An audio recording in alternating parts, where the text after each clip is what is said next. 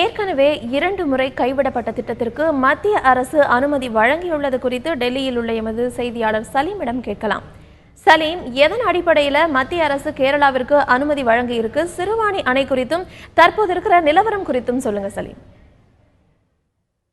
அதாவது கோவை, திருப்பூர், ஈரோடு இந்த 3 மாவட்டத்து மக்களும் குடி தண்ணீருக்கும் சரி, விவசாய தண்ணீருக்கும் சரி எந்த ஆற்றை நம்பி இருக்கிறார்கள்? பவானி ஆற்றை தான் நம்பியிருக்கிறார்கள். ஆனால் பவானி ஆற்றுக்கு தண்ணீர் எப்படி வருகிறது? சிறுவாணி ஆறிலிருந்து வருகிறது. சிறுவாணி பவானியில் கலக்கிறது, பவானி காவேரியில் கலக்கிறது. இப்போ கேரளா என்ன முடிவெடுத்திருக்காங்க அப்படின்னா, கோயம்புத்தூர்லேருந்து சுமார் 44 கிலோமீட்டர் தூரம் இது கேரளா பகுதியில் வருது. அந்த சிறுவாணியில் அணை கட்டணும் அப்படின்னு சொல்லி இப்போ தகவல் சொல்கிறாங்க.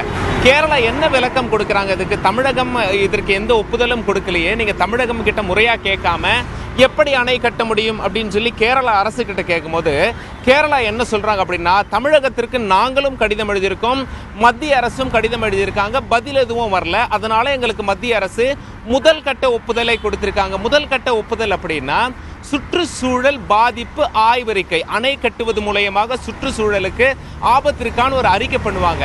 அந்த அறிக்கையை ஓகே அப்படின்னு சொல்லிட்டாங்கன்னா அப்புறம் நிதி ஒதுக்கிடுவாங்க, நாங்கள் அணை கட்டிடுவோம் அப்படின்னு சொல்லிட்டு கேரள அரசு சொல்றாங்க. நிதி ஒதுக்கி அணை கட்டப்படும் அப்படின்னு சொல்லிட்டு. ஆனால் 2012 பத்திரிகைகள் எடுத்து பார்த்தாலே ரொம்ப தெளிவாக தெரியும். அப்போது ஜூன் மாதத்திலிருந்தே தமிழகம் எதிர்ப்பு தெரிவித்து வருகிறது. கேரளாவில் அணை கட்டக்கூடாது அப்படின்னு சொல்லி மத்திய அரசுக்கும் சரி, கேரளா அரசுக்கும் சரி ரொம்ப தெளிவாக தமிழக முதலமைச்சர் கடிதம் எழுதியிருப்பது குறிப்பிடத்தக்கது. ஆக 2012 இதற்கு தமிழகம் தெளிவாக எதிர்ப்பு தெரிவிக்கும் நிலையில் எப்படி இவர்களுக்கு ஒப்புதல் கிடைத்தது என்பது மிகப்பெரிய கேள்விக்குறியாக இருக்கிறது.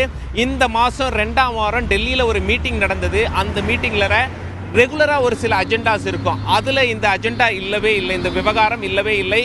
கூடுதலாக எடுத்துக்கொண்டு ஒப்புதல் அளிக்கப்பட்டிருக்கு, தமிழகத்துக்கிட்ட பதில் வரல அப்படின்னு சொல்லியிருக்கிறதாக நமக்கு தகவல்கள் மிக தெளிவாக தெரிகின்றன.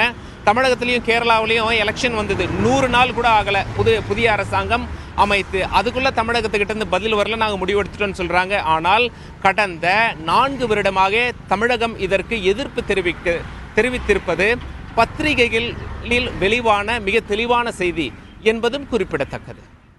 சிறுவாணி ஆற்றின் குறுக்கே கேரள அரசு அணை கட்டும் விவகாரம் குறித்த விரிவான தகவல்களை எமது செய்தியாளர் சலீம் வழங்க கேட்டோம்.